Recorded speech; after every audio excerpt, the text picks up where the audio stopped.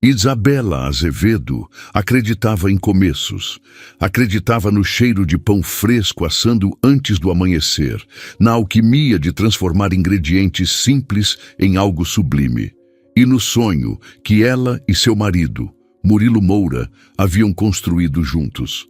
O restaurante Sapori, um pequeno bistrô aninhado em uma rua charmosa de São Paulo, era a materialização desse sonho.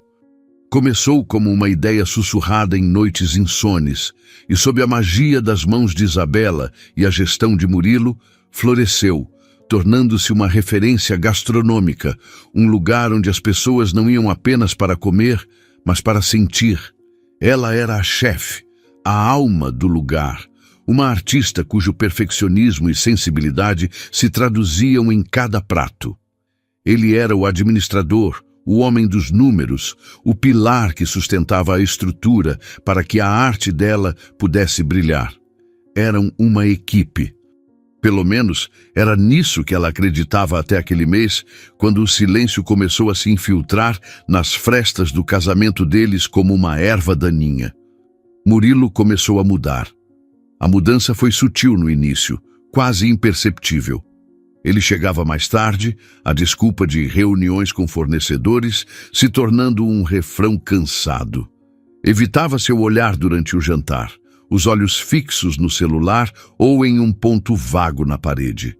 Seu corpo, antes um porto seguro para ela, tornou-se rígido, distante. Ele se movia pela casa como um homem que carregava o mundo nas costas, mas um mundo secreto, cujo peso ele se recusava a compartilhar. Isabela, imersa na rotina febril da cozinha e preocupada com a tensão que sentia emanar dele, atribuiu tudo ao estresse. O restaurante estava crescendo, as responsabilidades eram maiores. É só uma fase, ela dizia a si mesma. Uma mentira que repetia como um mantra, para afastar a intuição sombria que começava a se formar em seu peito. Foi em meio a essa névoa de incerteza que uma luz inesperada e ofuscante irrompeu na vida de Isabela. Após anos de tentativas frustradas, de consultas médicas e de uma tristeza silenciosa que se acumulava a cada mês, ela descobriu que estava grávida. A confirmação veio em uma manhã chuvosa, em um teste de farmácia feito sem muita esperança. As duas linhas cor-de-rosa apareceram nítidas e inegáveis, e uma alegria pura, avassaladora, tomou conta dela como um sol interno, derretendo anos de angústia. Uma menina. O exame de sangue confirmou. Uma filha. A notícia era tão monumental, tão transformadora, que ela teve certeza de que seria a cura para tudo. Seria a âncora que traria Murilo de volta para a costa, que dissiparia a névoa entre eles e os uniria para sempre.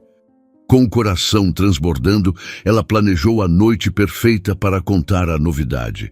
Seria no restaurante, depois que o último cliente fosse embora.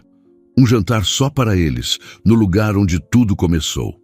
Ela se dedicou a cada detalhe com o mesmo amor que colocava em seus pratos mais elaborados. Cozinhou a massa fresca preferida dele com um molho de trufas que levava horas para apurar. Arrumou a mesa deles, a do canto, com velas, as melhores toalhas de linho e um pequeno par de sapatinhos de lã branca escondidos sob um guardanapo. Colocou para tocar a música suave que eles ouviam no início do namoro. O cenário era de uma perfeição cinematográfica, um palco montado para a maior alegria de suas vidas. Mas Murilo não apareceu. As horas se passaram. A comida esfriou na panela. As velas derreteram até a metade, suas chamas dançando sozinhas na penumbra do salão vazio. Isabela ligou dezenas de vezes, as chamadas caindo diretamente na caixa postal. A preocupação inicial deu lugar a uma ansiedade aguda que, por sua vez, se transformou em um pavor gelado. Ele não apareceu naquela noite. E, o que era pior, não apareceu na manhã seguinte. O sol nasceu, os funcionários começaram a chegar para preparar o restaurante para o almoço e Isabela ainda estava lá, na mesma mesa, o vestido amassado, o rosto pálido, o coração uma pedra de gelo no peito. O desespero era um animal selvagem a arranhando por dentro.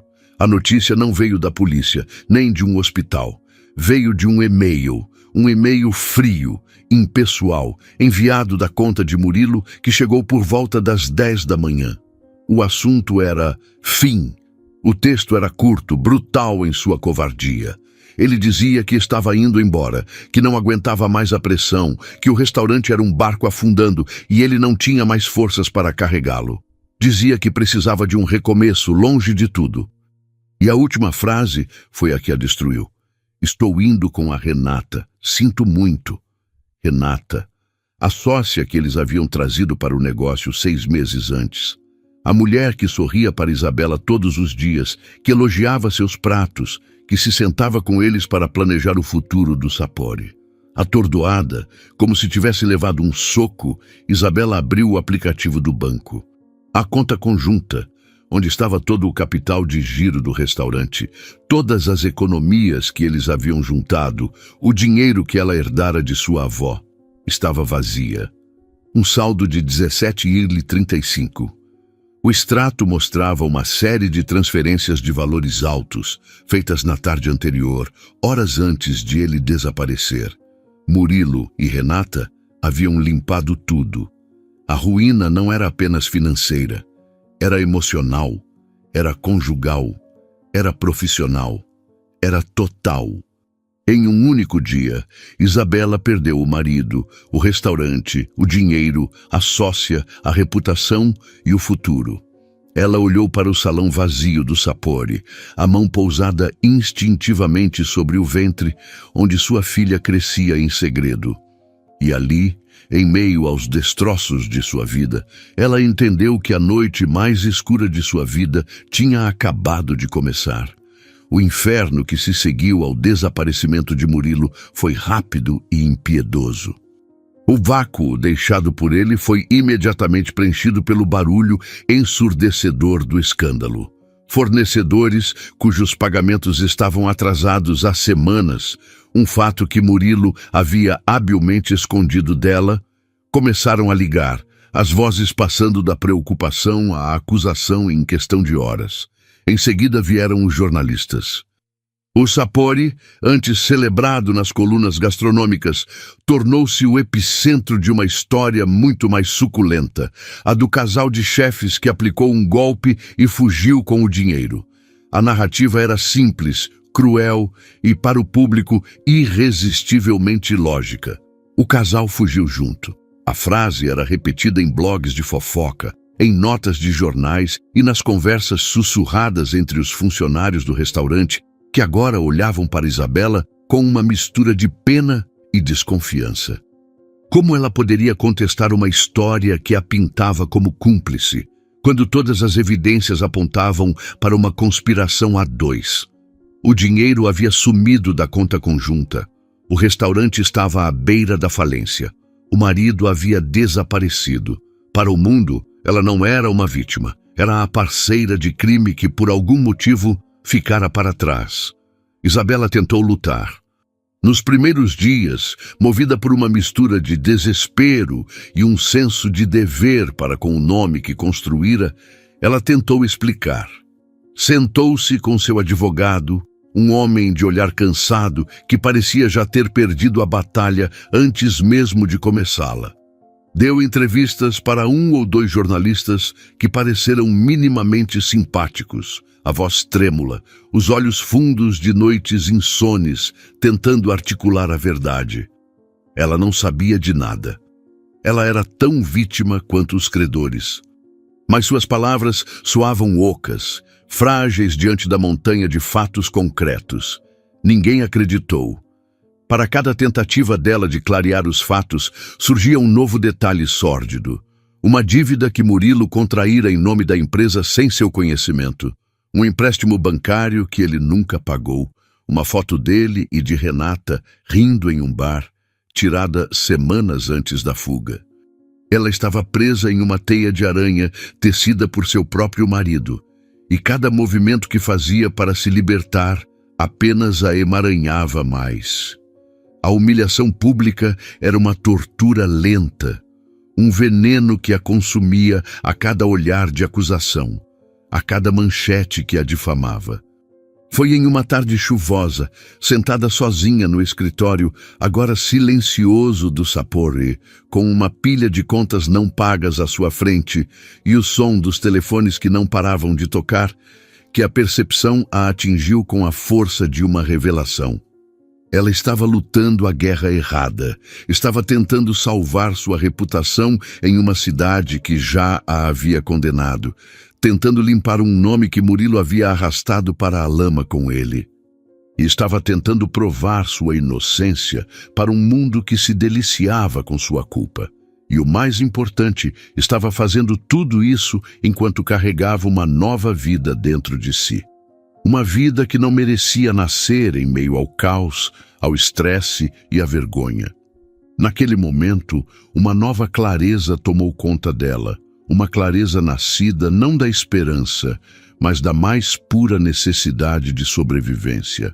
Ela não podia vencer aquela batalha, mas podia se recusar a lutar. Isabela decidiu fazer o que ninguém esperava. Não uma coletiva de imprensa, não uma declaração de falência, não um processo judicial contra o marido foragido. Ela decidiu sumir. A decisão, uma vez tomada, trouxe uma estranha sensação de paz, a primeira que sentia em dias. Era um ato de rendição, mas também um ato de poder. Se o mundo queria uma história sobre um desaparecimento, ela lhes daria um. Mas seria nos seus termos. Naquela mesma noite, ela iniciou o processo de apagar a si mesma. Começou pelo mundo digital, o palco principal de sua humilhação. Desativou sua conta pessoal no Instagram, onde fotos felizes dela e de Murilo agora pareciam uma piada cruel. Fechou a página do Facebook, ignorando as centenas de mensagens de ódio e falsa compaixão. Por fim, desligou o celular, o aparelho que se tornara um instrumento de tortura, e removeu o chip, quebrando-o em dois com uma força que não sabia possuir. O silêncio que se seguiu foi abençoado. O passo seguinte foi apagar sua presença física. Ela voltou ao apartamento que um dia chamou de lar, agora um lugar assombrado por fantasmas. Abriu o guarda-roupa e olhou para as roupas que representavam a mulher que ela não era mais. Os vestidos elegantes para eventos, os terninhos para reuniões, as roupas de grife que Murilo gostava que ela usasse. Com uma determinação metódica, ela colocou metade de tudo em sacos de lixo. As roupas, os sapatos, as bolsas. Tudo o que representava a esposa de Murilo Moura. Dirigiu até uma instituição de caridade e deixou os sacos na porta, sem dizer uma palavra. Voltou para casa e fez uma pequena mala. Nela, colocou apenas o essencial. Algumas peças de roupa confortáveis, seus documentos, o pouco dinheiro que tinha em espécie e o ultrassom, que mostrava a pequena mancha que era sua filha. Nada mais. Ela não deixou bilhete. Não avisou aos pais, que moravam no sul e a quem ela pouparia da vergonha até ter forças para explicar. Não falou com os poucos amigos que ainda pareciam acreditar nela. Desaparecer exigia um corte limpo, sem pontas soltas. Com a pequena mala no banco do carona, ela dirigiu para fora de São Paulo, sem um destino certo, buscando apenas uma direção: para longe. Para longe do barulho, do julgamento, do concreto, do fantasma de Murilo. Ela dirigiu por horas, a paisagem urbana dando lugar a campos verdes e, finalmente, as primeiras ondulações das montanhas de Minas Gerais.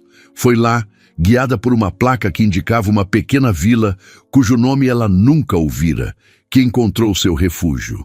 Era um lugar perdido no tempo, um punhado de casas coloridas ao redor de uma igreja branca, cercado por uma muralha de montanhas cobertas por uma vegetação exuberante. O ar era diferente, mais limpo, com um cheiro de terra molhada e mato. Havia um silêncio ali, um silêncio que não era vazio, mas preenchido pelo som dos pássaros e do vento nas árvores. Ela encontrou um pequeno chalé para alugar, afastado do centro da vila, no final de uma estrada de terra. Era rústico, simples, com paredes de madeira e uma varanda que se abria para uma vista espetacular das montanhas. Era o oposto exato do apartamento de luxo em São Paulo. E era perfeito. Ali, naquele santuário improvisado, Isabela decidiu que viveria sua gravidez. Longe do escárnio da imprensa, longe das notícias que certamente continuariam a circular, longe de qualquer coisa que a lembrasse da vida que implodiu. Ela se permitiu o luto. Chorou por dias, um choro profundo e doloroso pelo marido que amou, pelo sonho que perdeu e pela mulher ingênua que fora. Mas, diferentemente do choro desesperado em São Paulo, aquele era um choro que limpava, que curava. As montanhas pareciam absorver sua dor. O silêncio lhe dava espaço para respirar. A solidão doía, uma dor física em seu peito nas noites mais escuras, mas era uma solidão honesta, pura. Era uma solidão que não machucava tanto quanto a presença ausente de Murilo, quanto o toque frio de um homem que já havia partido muito antes de ir embora. Naquele chalé, cercada pela natureza e pelo silêncio, Isabela começou lentamente a escolher a vida. Não a vida que ela havia perdido, mas a vida que crescia, teimosa e resiliente dentro dela. Os meses em Minas Gerais passaram com a lentidão curativa das estações. O verão deu lugar a um outono de céus límpidos e, em seguida, a um inverno ameno que cobria as montanhas com uma névoa matinal.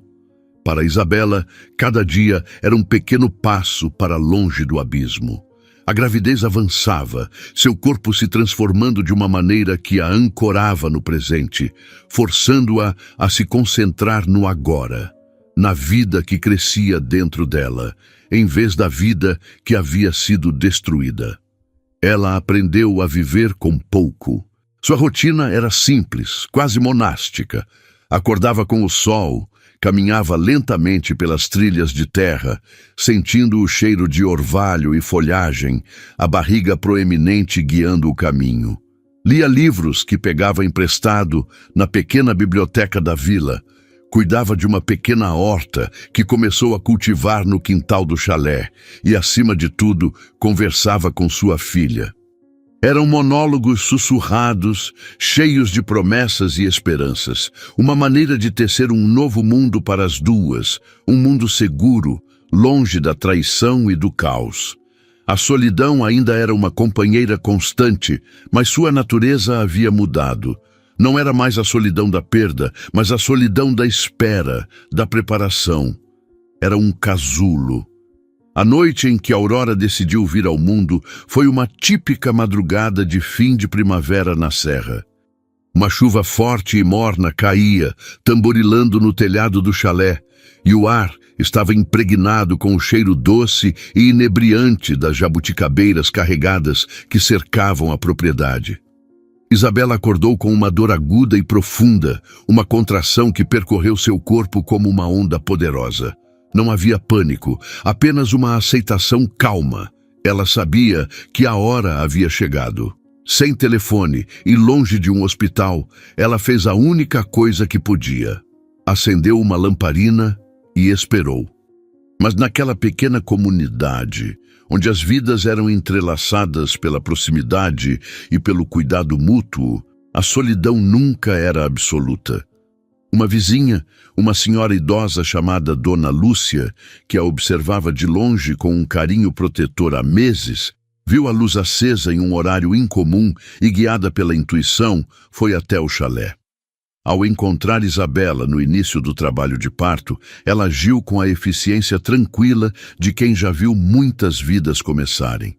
Em pouco tempo, a notícia se espalhou pela vila silenciosa. E duas parteiras da comunidade, mulheres cujas mãos haviam trazido ao mundo gerações de bebês daquela região, chegaram ao chalé, trazendo consigo calma, sabedoria ancestral e um profundo respeito pelo processo. O trabalho de parto foi longo, intenso, uma batalha primordial travada no pequeno quarto do chalé, à luz de lamparinas, com o som da chuva como trilha sonora. Isabela, que pensava ter esgotado toda a sua força nos meses anteriores, descobriu uma reserva de poder que não sabia possuir. Cada contração era uma onda de dor, mas também uma onda de vida, empurrando-a para mais perto de sua filha. As parteiras a guiaram com vozes suaves e toques firmes, transformando o que poderia ter sido uma experiência assustadora e solitária em um ritual sagrado e amparado. E então, pouco antes de o sol começar a clarear o céu por trás das montanhas, aconteceu. Com um último esforço que pareceu rasgar sua alma, Isabela sentiu a libertação. E o silêncio da madrugada foi rompido pelo som mais lindo e poderoso que ela já ouvira. O choro forte e saudável de sua filha, um som que ecoou entre as montanhas e pareceu abençoar o vale inteiro. Uma menina, perfeita, a pele rosada, o cabelo escuro e farto, os olhos grandes e curiosos que pareciam já querer absorver o mundo. Quando as parteiras a colocaram em seu peito, o contato pele a pele, o calor daquele pequeno corpo contra o seu, foi como se o universo inteiro se realinhasse. Todas as peças quebradas de sua vida pareceram encontrar um novo lugar. A dor, a traição, a humilhação, nada daquilo importava mais. Tudo se dissolveu diante da realidade avassaladora daquele pequeno ser em seus braços. Isabela chorou. Mas pela primeira vez em muito tempo eram lágrimas de pura e incondicional alegria. Ela a chamou de Aurora, porque Aurora significava o nascer do dia, a luz que chega invariavelmente após a noite mais longa e escura. E aquela menina era exatamente isso. Sua luz, seu novo começo, sua promessa de que a vida, apesar de tudo, continua. A maternidade reacendeu algo profundo dentro de Isabela. Cuidar de Aurora, com suas demandas constantes e sua dependência absoluta, a forçou a sair de si mesma, a se ancorar em um propósito maior. Os primeiros meses foram um borrão de amamentação, noites mal dormidas e um amor tão feroz que chegava a doer. E aos poucos, à medida que Aurora crescia e um ritmo se estabelecia em suas vidas, a velha Isabela, a chefe, a criadora, começou a despertar. Mas era uma versão diferente dela. A necessidade de cozinhar voltou, não como uma profissão, mas como um instinto, uma forma de nutrir e de se expressar. Ela começou a cozinhar novamente, mas agora sem a pressão dos críticos, sem os prazos dos pedidos, sem a necessidade de impressionar. Cozinhava para si mesma e para a filha, pratos simples feitos com os vegetais de sua horta e os ingredientes que encontrava na vila. E nesse processo, redescobriu a alegria pura da criação, a magia de transformar a generosidade da terra em alimento. Foi durante um passeio pela feira local que a inspiração para seu próximo capítulo surgiu. As barracas estavam repletas de frutas da estação, com cores e aromas vibrantes.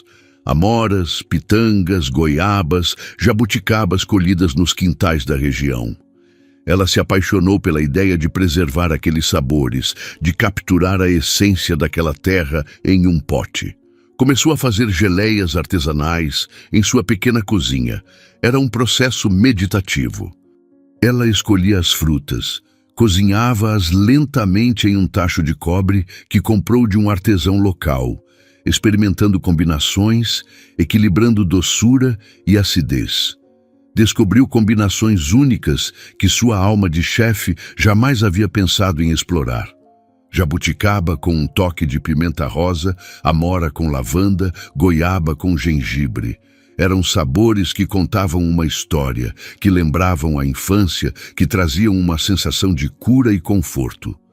No início, ela presenteava os vizinhos, como Dona Lúcia, em agradecimento pela ajuda e pelo acolhimento.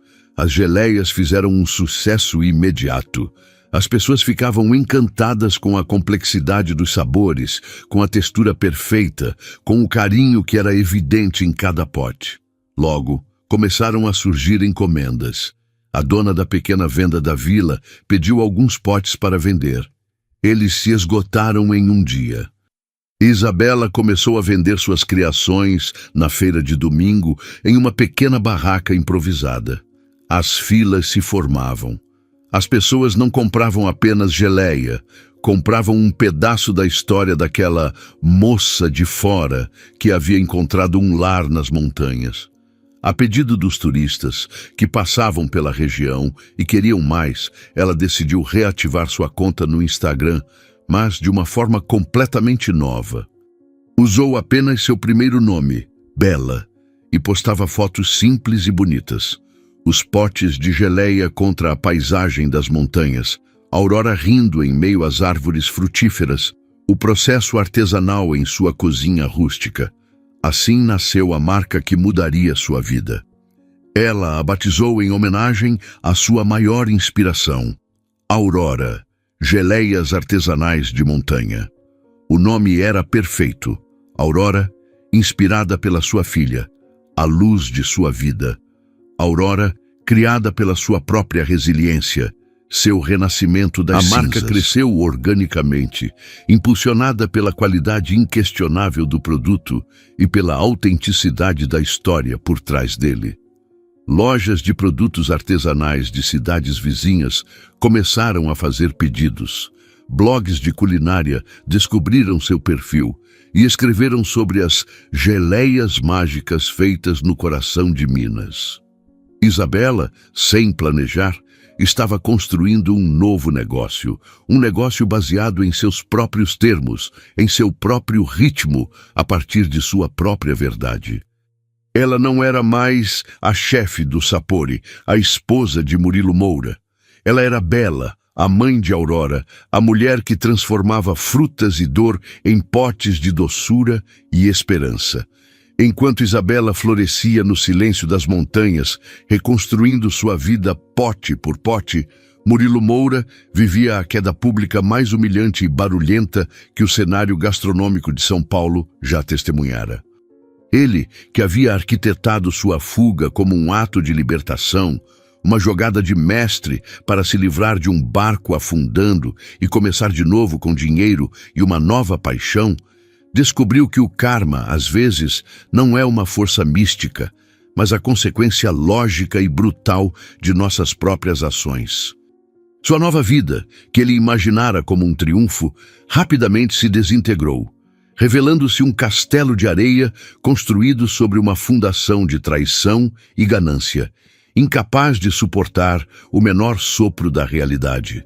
A justiça, para ele, não veio na forma de uma intimação judicial ou de uma vingança planejada por Isabela, mas de um espelho que o forçou a encarar o homem que ele havia se tornado. O restaurante que ele e Renata abriram em um bairro nobre, usando o dinheiro roubado do Sapori, foi um desastre desde o início.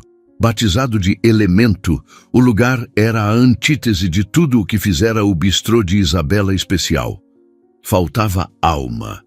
Murilo, que sempre fora um bom administrador, sob a sombra do talento de Isabela, mostrou-se um péssimo visionário. Ele tentou replicar o sucesso do Sapori, mas sem a genialidade de Isabela na cozinha, os pratos eram apenas imitações pálidas, tecnicamente corretas, mas desprovidas de paixão. Renata, por sua vez, revelou-se uma sócia impulsiva e desastrosa. Embriagada pela súbita riqueza e pelo status, ela gastava sem controle em decoração ostensiva. Vinhos caríssimos que não harmonizavam com o cardápio e marketing agressivo que prometia uma experiência que o restaurante não conseguia entregar. As discussões entre eles, antes abafadas pela excitação do romance proibido, tornaram-se a trilha sonora do novo empreendimento. Brigavam por dinheiro, por decisões de gestão e, frequentemente, com os próprios clientes, pois Renata não tinha a paciência nem a diplomacia necessárias para lidar com as críticas que começaram a chover. O romance que havia sido o pretexto para a destruição de um casamento azedou mais rápido que leite no sol.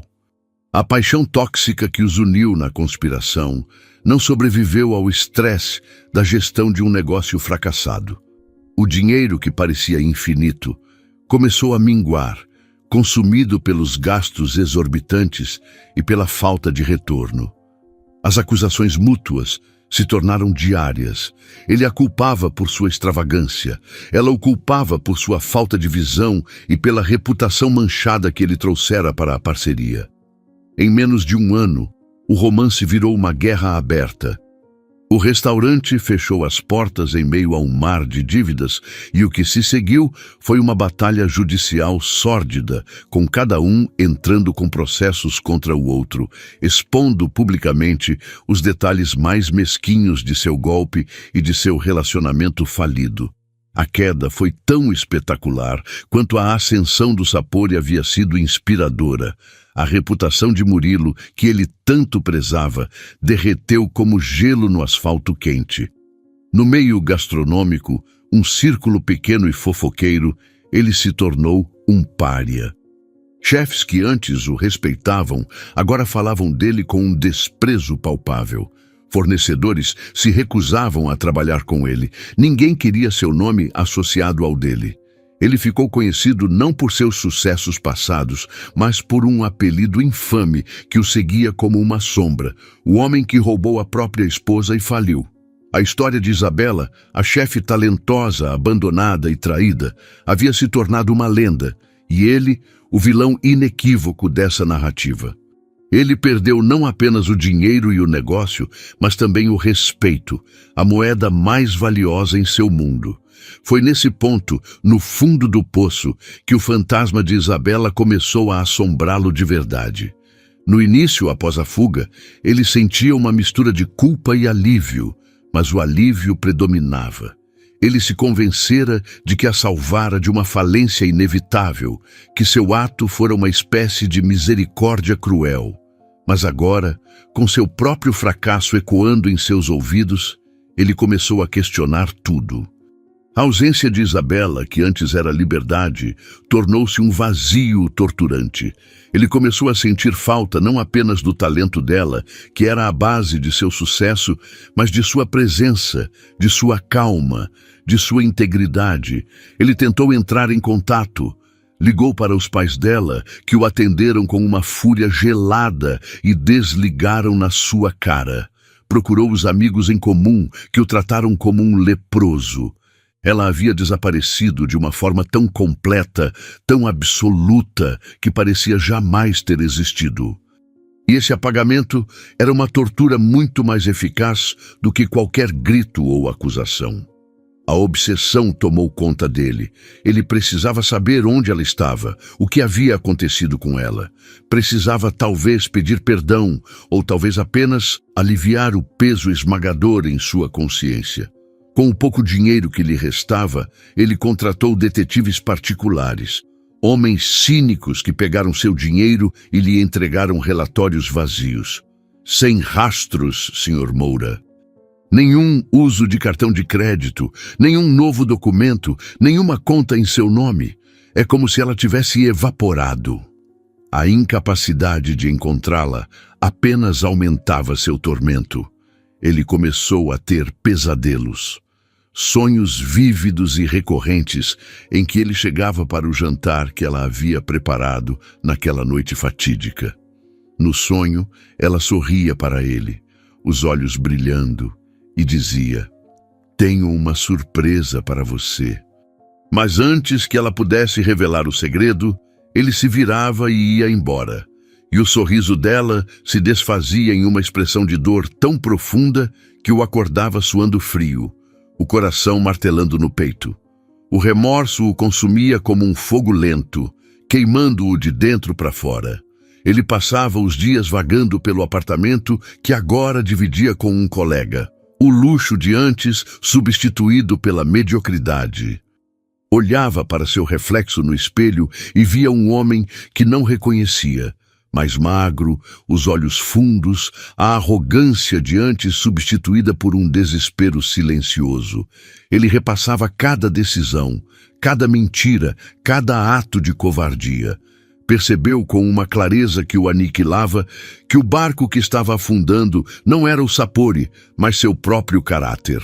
Isabela não era um peso, era sua bússola moral, e ele a havia jogado ao mar para poder navegar mais rápido em direção a um iceberg. A imagem dela, forte, íntegra, talentosa, contrastava violentamente com a figura patética que ele se tornara. Ele não sentia falta apenas da esposa ou da parceira de negócios. Sentia falta da melhor parte de si mesmo, a parte que só existia quando estava perto dela. E na ausência dela, tudo o que restava era a escória. A noite em que o passado e o presente colidiram aconteceu em uma terça-feira anônima. Murilo estava em seu apartamento medíocre, um espaço impessoal que servia mais como um esconderijo do que como um lar. A televisão estava ligada, mais como um ruído para preencher o silêncio opressivo de sua vida do que por interesse genuíno. Passava a transmissão ao vivo da Expo Sabor, a maior e mais prestigiada feira gastronômica do país. Um evento que, em anos anteriores, ele e Isabela teriam frequentado como estrelas em ascensão. Agora, ele assistia como um fantasma, um exilado olhando pela janela de uma festa para a qual não fora convidado.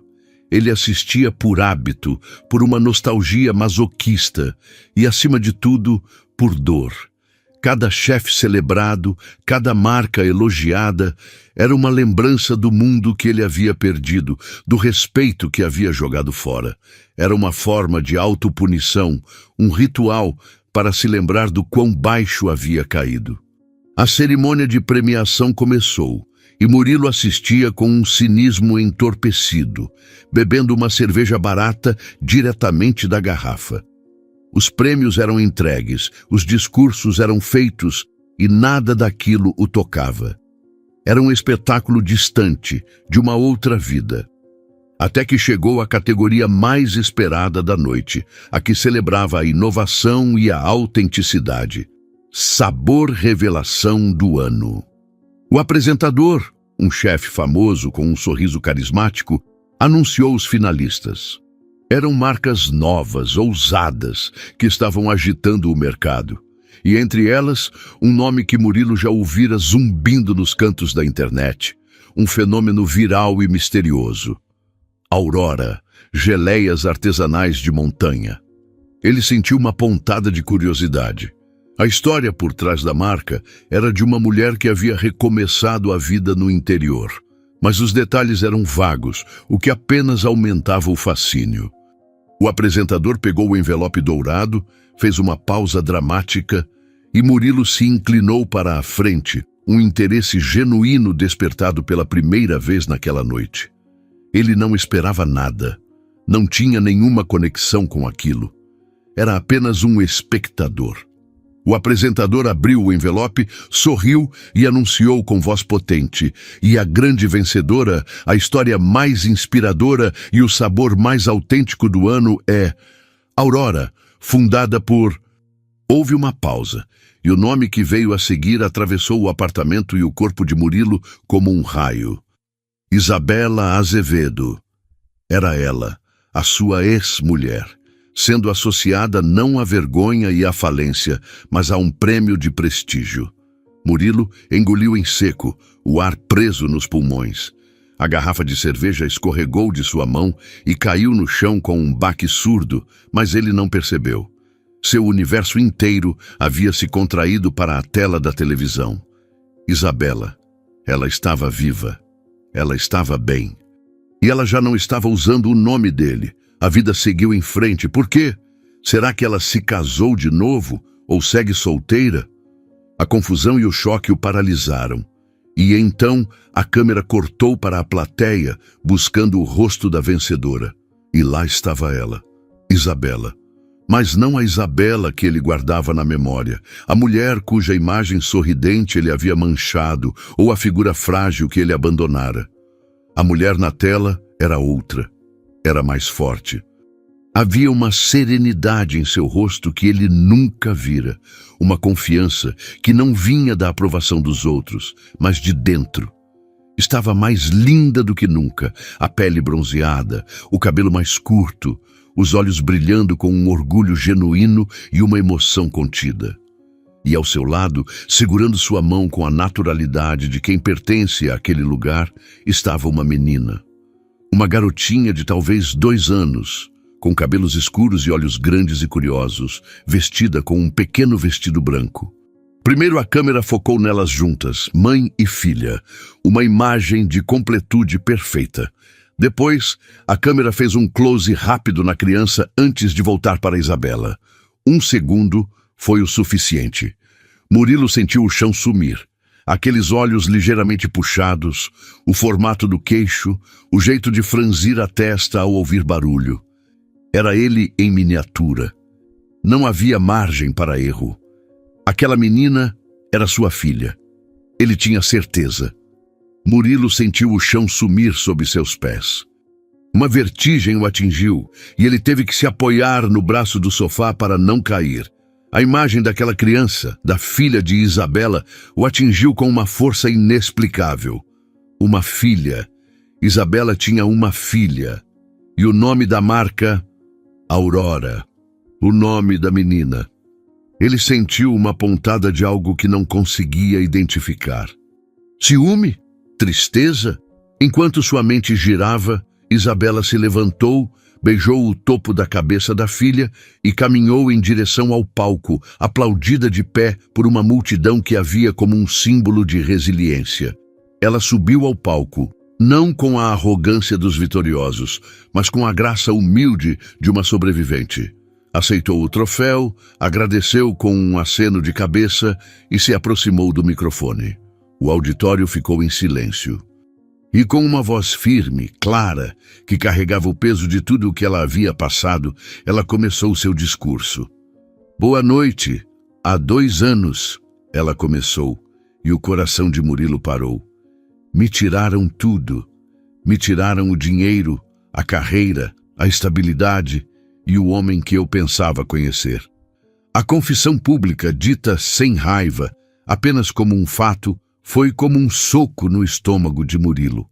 Ele era o homem que ela pensava conhecer, uma figura anônima e vergonhosa em sua história de superação.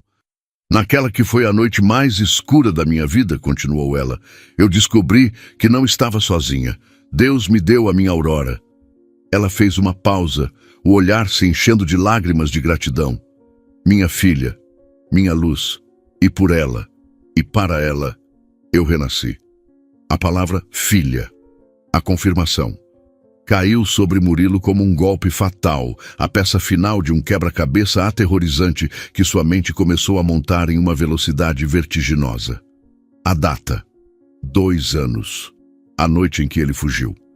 O jantar especial que ela havia preparado, com as velas e a música, a surpresa que ela queria lhe contar, a ausência dele, o ultrassom que os detetives encontraram em uma gaveta vazia do apartamento e que ele, na época, descartou como sendo antigo.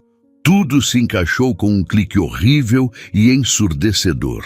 Aurora, a menina de olhos curiosos na televisão, a filha que Isabela disse ser sua luz. Aurora era dele. A realização o esmagou. Não foi um pensamento, foi uma convulsão física. Ele caiu de joelhos, o ar escapando de seus pulmões em um gemido de pura agonia. A surpresa era uma filha, sua filha. E ele havia fugido. Ele a abandonara. Ele a deixara sozinha para passar por uma gravidez, um parto, para criar uma criança, enquanto ele estava afundando em sua própria mediocridade egoísta. A dor daquela revelação era diferente de tudo o que já sentira. Não era a dor da perda de dinheiro ou de status. Era a dor da perda de uma parte de sua própria alma, uma parte que ele nem sabia que existia. Ele não havia perdido apenas uma esposa, havia perdido a chance de ser pai, havia perdido os primeiros passos, a primeira palavra, os 2 primeiros anos da vida de sua própria filha. E ele só descobriu isso da maneira mais cruel e pública possível. Pela televisão, assistindo a mulher que ele destruiu celebrar seu renascimento, um renascimento do qual ele nunca faria parte. A premiação foi um divisor de águas na vida de Isabela, mas não da maneira que o mundo esperava. Para a mídia, ela era a nova sensação, a fênix gastronômica que renasceu das cinzas. Choveram convites para entrevistas, propostas para livros de receitas, ofertas de investidores, querendo transformar a Aurora em uma marca global. Mas Isabela, com a sabedoria forjada na dor e no silêncio, recusou quase tudo. Ela não tinha interesse em voltar para a Arena dos Leões. A vitória, para ela, não estava no troféu ou no reconhecimento público, mas na confirmação de que o caminho que escolhera, o caminho da simplicidade e da autenticidade, era o certo. Depois daquela noite de brilho e aplausos, ela fez as malas, pegou a mão de sua filha e voltou para casa. Voltou para sua vida simples e extraordinariamente feliz, entre as montanhas e o cheiro de frutas frescas cozinhando lentamente no tacho de cobre. A vida em Minas Gerais continuou em seu ritmo sereno, mas agora com uma nova camada de prosperidade. Isabela expandiu seu negócio, mas em seus próprios termos. Contratou outras mulheres da vila, mães como ela, criando uma pequena cooperativa que funcionava em harmonia com os ciclos da natureza e da vida familiar. A cozinha do chalé se tornou uma oficina maior, mas o processo continuou artesanal, o cuidado em cada pote, intacto. Sua felicidade não era barulhenta. Estava no riso de Aurora, correndo descalça pelo quintal, perseguindo borboletas. Estava no sol da manhã, iluminando a cozinha, revelando as partículas de poeira dançando no ar. Estava na satisfação silenciosa de criar algo belo e verdadeiro com as próprias mãos. Ela não pensava em Murilo. O nome dele, o rosto dele, haviam se tornado figuras distantes de um passado que parecia pertencer a outra pessoa. Não havia espaço para o ódio em seu coração, pois o ódio é uma âncora, e ela havia aprendido a voar. A vida, em sua sabedoria implacável, já havia se encarregado de mostrar quem era quem. A justiça, ela percebeu, não precisava de sua intervenção. O tempo era o juiz mais paciente e eficaz. Para Murilo, a noite da premiação não foi um fim, mas o começo de um novo tipo de inferno. A revelação de que tinha uma filha que ele havia abandonado sem saber, o quebrou de uma forma que nenhuma falência financeira ou humilhação pública conseguiu. Ele ficou destruído emocionalmente, assombrado pela imagem de Isabela no palco, vitoriosa e completa, e pela imagem daquela menininha de olhos curiosos que deveria ser sua. Ele via Isabela triunfar de longe, sem que ela precisasse mover um dedo para humilhá-lo. O sucesso dela era a prova viva de seu fracasso. Ela não precisou se vingar, ela apenas seguiu em frente e, ao fazer isso, o deixou para trás, preso nos escombros da vida que ele mesmo demoliu. Ele tentou, em um ato de desespero, se aproximar. Contratou um advogado para inquirir sobre direitos paternos, mas a primeira pergunta do advogado foi um soco. Você alguma vez deu suporte? Você registrou a criança? Você ao menos sabia da existência dela antes de vê-la na televisão? As respostas negativas tornaram qualquer ação legal uma piada. Ele percebeu, com uma clareza aniquiladora, que não havia perdido apenas uma esposa e uma parceira de negócios. Havia perdido a chance de ser pai, a oportunidade de ver sua filha crescer, de fazer parte da vida dela. Havia perdido a chance de ser um homem decente. E talvez o mais trágico de tudo, havia perdido a chance de ter um propósito real, algo maior do que dinheiro ou status. Ele estava condenado a viver com o conhecimento de que, em algum lugar, uma menina que carregava seu sangue, crescia feliz e saudável, e ele era nada mais que um estranho para ela, uma nota de rodapé vergonhosa na história de sua mãe. Enquanto Murilo se afogava em um mar de remorso, a vida de Isabela continuava seu curso ascendente. Aurora crescia livre e amada, uma criança das montanhas, com a força da mãe e uma alegria contagiante. O mundo inteiro agora conhecia a história da mulher que transformou ruína em renascimento, não como uma fábula, mas como um testemunho do poder da resiliência humana. A marca Aurora se tornou mais do que uma linha de geleias, virou um símbolo de esperança, de que é possível encontrar doçura mesmo após a mais amarga das experiências. Isabela, por fim, encontrou o amor novamente, não em uma busca desesperada, mas como quem encontra uma flor rara em uma trilha que já conhece. Um pediatra local, um homem gentil de olhos calmos, que cuidou de Aurora desde seus primeiros dias, e que via em Isabela não a chefe famosa ou a mulher traída, mas a mulher incrível que ela era. Um amor tranquilo, construído sobre respeito e admiração mútua, um amor de terra firme, não de areia movediça. A história deles, de Isabela e Murilo, tornou-se uma parábola silenciosa. A dele, sobre como a ganância e a covardia levam a um deserto da alma. A dela, sobre como a integridade e a força podem transformar esse mesmo deserto em um jardim florescente. Afinal, a alvorada sempre chega, e ninguém, absolutamente ninguém, pode impedir o nascer de uma aurora. O que você achou desta história? De 0 a 10, que nota você daria? Inscreva-se no canal e clique no sino para receber todos os nossos vídeos. E aproveite para assistir mais uma história surpreendente clicando na tela. Obrigado e até a próxima.